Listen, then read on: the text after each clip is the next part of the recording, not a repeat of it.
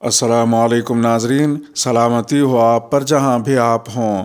Calendar پر آج تاریخ ہے 3 شعبان المعظم، انگریزی تاریخ 7 مارچ ہے۔ اپنے میزبان راہی حجازی سے عالمی خبریں سنیے۔ فٹ بال اسٹار کا ایرانی اہلیہ کی وجہ سے قبول اسلام۔ فٹ بال کلبز اے سی میلان، ریال میڈرڈ اور ایجیکس کے سابق مڈ فیلڈر کلیرنس سیڈورف نے اپنے انسٹاگرام پیج پر ایک پوسٹ میں اعلان کیا ہے کہ انہوں نے اسلام قبول کر لیا ہے۔ چیمپئنز لیگ کی تاریخ میں 3 مختلف کلبز کے ساتھ ٹرافی جیتنے والے واحد کھلاڑی سیڈورف نے اپنی اہلیہ کے ساتھ ایک تصویر پوسٹ کرتے ہوئے کہا، میرے اسلامی خاندان میں شمولیت کی خوشی میں آپ کے تمام اچھے پیغامات کے لیے خصوصی شکریہ۔ سیڈورف نے مزید لکھا، میں دنیا بھر میں اپنے تمام بھائیوں اور بہنوں کے ساتھ شامل ہونے پر بہت خوش ہوں، خاص طور پر میری پیاری بیوی صوفیہ جنہوں نے مجھے اسلام کا مفہوم زیادہ گہرائی سے سکھایا۔ میں نے اپنا نام تبدیل نہیں کیا اور میں اسے رکھوں گا جیسا کہ میرے والدین نے میرے لیے کلیرنس نام کا انتخاب کیا۔ کلیرنس کی ایرانی اہلیہ صوفیہ نے اپنی خوشی پوشیدہ نہیں رکھی اور اپنے انسٹاگرام پیج پر اپنے شوہر کے اسلام قبول کرنے کے بارے میں لکھا، شمولیت، خوش آمدید، میں آپ کی دنیا میں کامیابی کے لیے دعا گو ہوں، میں تم سے پیار کرتی ہوں۔ واضح رہے کہ صوفیہ ایک جیولری ڈیزائنر ہیں اور متحدہ عرب امارات کے سابق فٹ بال اسٹار کے ساتھ رہتی ہیں۔ تکمیلی تلبینہ، طاقت، صحت اور شفا کے لیے سنت اور طب نبوی کا بہترین نسخہ ابھی آرڈر کریں۔ کم پیسے میں ہمارے ساتھ بزنس شروع کریں۔ بھارت بھر سے ڈسٹریبیوٹر بننے کے لیے کال کریں 8698242261۔ تکمیلی herbal health care, Malegaon, India. روس کا یوکرین کے چند شہروں میں انخلا کے لیے جنگ بندی کا اعلان۔ روس کی وزارت دفاع کا کہنا ہے کہ روس کی فوج پیر کو یوکرین کے متعدد شہروں میں جنگ بندی کرے گی اور شہریوں کو وہاں سے نکلنے کا موقع دے گی۔ خبر رساں ادارے AFP کے مطابق انسانی بنیادوں پر صبح 10 بجے سے جنگ بندی کی جائے گی۔ روسی وزارت دفاع کے مطابق شہریوں کے انخلا کے لیے جنگ بندی کا فیصلہ فرانسیسی صدر کی خصوصی درخواست پر کیا گیا ہے۔ روس کی نیوز ایجنسی کی جانب سے شائع کیے جانے والے نقشے میں دکھایا گیا ہے کہ کیف سے بیلاروس جانے والے کوریڈور کو کھولا جائے گا، جبکہ خرکیف سے جانے والوں کو روس کی طرف جانے والا کوریڈور مہیا ہوگا۔ اسی طرح ماریوپول اور سمیت سے شہری ملک کے دوسرے شہروں اور روس کی طرف جا سکیں گے۔ وزارت کی جانب سے یہ بھی بتایا گیا ہے کہ جو لوگ کیف چھوڑنا چاہتے ہیں وہ بھی روس کی طرف جا سکیں گے۔ انخلا کے عمل کو ڈرونز کی مدد سے مانیٹر کیا جائے گا۔ قبل ازیں اتوار اور پیر کی درمیانی رات اور صبح کے وقت بھی لڑائی جاری رہی، جس کے باعث یوکرین کے شہر ماریوپول میں 20,000 شہری محصور ہو گئے اور روسی صدر نے کہا کہ کیف کے ہتھیار ڈالنے تک جنگ جاری رہے گی۔ دوسری جانب یوکرین نے اقوام متحدہ کی اعلیٰ عدالت سے مطالبہ کیا ہے کہ وہ روسی حملہ روکنے کے لیے ہنگامی فیصلہ جاری کرے۔ خبر رساں ادارے روئٹرز کے مطابق ساحلی شہر ماریوپول کے زیادہ تر لوگ زیر زمین مقامات پر پھنسے ہوئے ہیں، جبکہ شہر میں بمباری کے باعث پانی اور بجلی بھی منقطع ہو چکی ہے۔ اقوام متحدہ کا کہنا ہے کہ ماسکو کی جانب سے 24 فروری کو کیے جانے والے حملے کے بعد سے 364 عام شہری ہلاک ہو چکے ہیں، جن میں 20 سے زائد بچے بھی شامل ہیں، جبکہ سینکڑوں کی تعداد میں زخمی ہیں۔ کورونا وبا کے پیش نظر عائد بیشتر پابندیاں ختم کرنے کا اعلان۔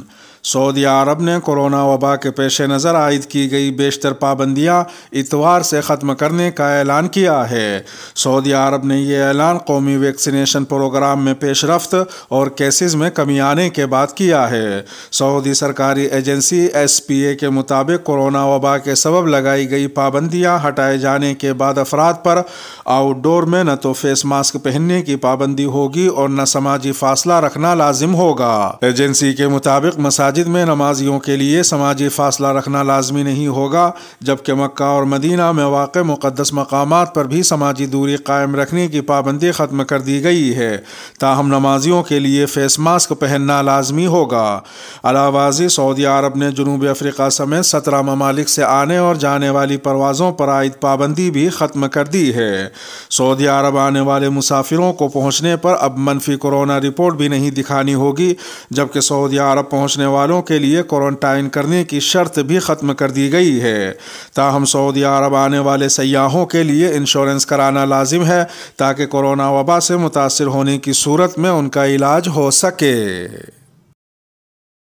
OIC نے انسانی ہمدردی کی کوششوں کے لیے کابل میں دفتر کھول لیا۔ اسلامی تعاون کی تنظیم یعنی OIC نے کابل میں اپنا دفتر کھول لیا ہے، جو ملک میں انسانی بحران سے نمٹنے کے لیے افغانستان میں OIC کی انسانی ہمدردی کی کوششوں کو مربوط کرے گا۔ OIC نے ٹویٹر پر بتایا کہ محمد سعید العیاش کو OIC کے افغانستان دفتر کا ڈائریکٹر مقرر کیا گیا ہے۔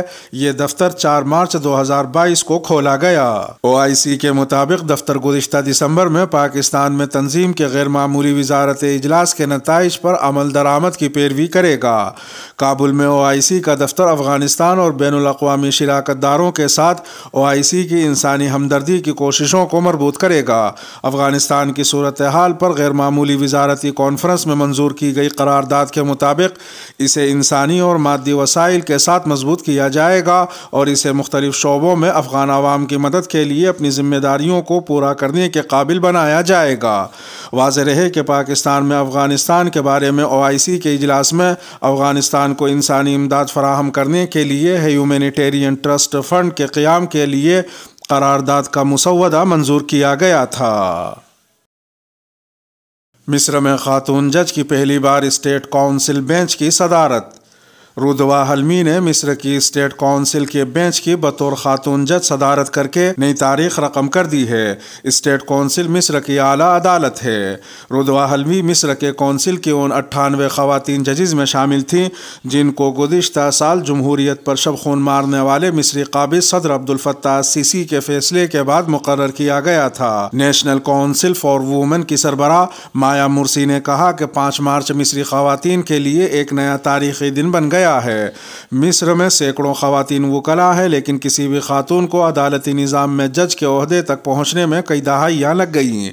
اس سے قبل تہانی الجبالی کو 2003 میں مصر کی سپریم آئینی عدالت میں تعینات کیا گیا تھا۔ الجبالی 2012 میں اس وقت کے صدر محمد مرسی کی حکومت کی جانب سے انہیں ہٹائے جانے سے قبل 1 دہائی تک اس عہدے پر فائز رہیں۔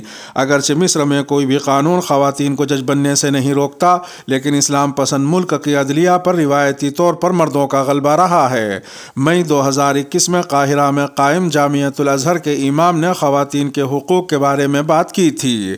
شیخ احمد الطیب نے کہا تھا کہ کوئی بھی مذہبی فرمان خواتین کو اعلیٰ عہدوں پر فائز ہونے، تنہا سفر کرنے یا وراثت کے حقوق میں مساوی حصہ لینے سے نہیں روکتا۔ شیخ احمد الطیب کے اس فتوے کے بارے میں آپ کی کیا رائے ہے؟ اس خبر پر یا زیر نظر خبر نامے میں شامل کسی اور خبر پر آپ کچھ کہنا چاہیں تو تبصرے کے خانے میں آپ اپنی رائے ہم سے شیئر کر سکتے ہیں۔ ہمیں آپ کی رائے سے استفادہ کرتے ہوئے خوشی ہوگی۔ تحریک عدم اعتماد ناکام ہونے پر چوروں کے ساتھ جو کروں گا اس کے لیے وہ تیار ہو جائیں۔ وزیر اعظم پاکستان عمران خان کا کہنا ہے کہ یہ بھگوڑا جو لندن میں بیٹھا ہوا ہے، اس کا پیسہ لے آیا تو پیٹرول اور ڈیزل کی قیمت آدھی کر دوں گا۔ وزیر اعظم عمران خان نے میلسی میں تحریک انصاف کے جلسے سے خطاب کرتے ہوئے کہا کہ یورپی یونین کے سفیر نے پاکستان کو خط لکھا کہ روس کے خلاف بیان اور ووٹ دیں۔ یورپی یونین کے سفیر سے پوچھتا ہوں کہ کیا آپ نے بھارت کو بھی یہ خط لکھا تھا؟ عمران خان نے مزید کہا کہ دہشت گردی کے خلاف جنگ میں 80,000 پاکستانیوں نے قربانی دی، ملک کو $100 ارب سے زائد کا نقصان ہوا، پاکستان کو کیا ملا؟ یورپی یونین سے پوچھتا ہوں کہ کیا آپ نے ہمارا شکریہ ادا کیا؟ نیٹو کے 10% لوگ بھی اس جنگ میں نہیں مرے، انہوں نے افغانستان میں جنگ ہارنے کے بعد پاکستان کو ذمہ دار قرار دیا۔ عمران خان نے یہ بھی کہا کہ حکومت میں آئے تو ملک کا دیوالیہ ہو چکا تھا، ہم نے بہتر طریقے سے کورونا وائرس کے بحران سے اپنے ملک کو بچایا۔ کورونا کی وجہ سے مہنگائی کا طوفان آ گیا، امریکہ میں 40 سال کے بعد سب سے زیادہ مہنگائی ہوئی ہے، ہم نے عوام پر مہنگائی کا بوجھ کم ڈالنے کی پوری کوشش کی۔ FBR نے ریکارڈ ٹیکس اکٹھا کیا، جتنا ٹیکس دیں گے وہ سارا عوام پر بوجھ کم کرنے پر لگاؤں گا۔ उधर दूसरी जानिब PDM और जमीयत उलमा इस्लाम फ़ाक़ के सरबराह मौलाना फजलुर रहमान का कहना है कि नाकाम नहीं लौटेंगे। हुक्मरान कौम के पैसे से अपने मेंबरान को फ़रार करा रहे हैं। उन्होंने कहा कि नंबर भी पूरे हैं, अदम एतमाद की तहरीक भी तैयार है, हम आगे बढ़ रहे हैं। PDM सरबराह ने यह भी कहा कि रियासत आवाम को तहफ़्फ़ुज़ फ़राहम क्यों नहीं कर सकती।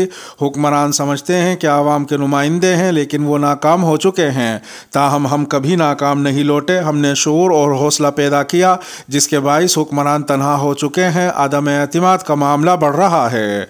उधर एक दूसरी खबर में पंजाब में PTI के बाअसर रहनुमा अलीम खान ने साथियों समेत जहांगीर तरीन ग्रुप में शमूलियत का फैसला कर लिया है। ज़राए के मुताबिक लाहौर से अलीम खान तहरीक इंसाफ ग्रुप के 10 MPs के साथ जहांगीर तरीन ग्रुप में शामिल हो रहे हैं। इसके साथ ही खबरों का इख्तिताम हुआ। वीडियो को आखिर तक मुलाहजा फरमाने पर शुक्रिया। वीडियो में कोई चीज़ पसंद आई हो तो बराए करम लाइक के बटन को प्रेस फरमा दें। मिलते हैं शाम 8 बजे इंडिया की खबरों वाली अगली वीडियो में। और अगर आप 8 बजे के बाद ये वीडियो देख रहे हो तो वो वीडियो आपकी स्क्रीन पर नुमदार हो रही होगी। थंबनेल पर टच कर आज के इंडिया की खबरें भी सुन सकते हैं। अपने मेज़बान राही हिजाजी को अब दीजिए इजाज़त। सलामती हो आप पर जहाँ भी आप हों।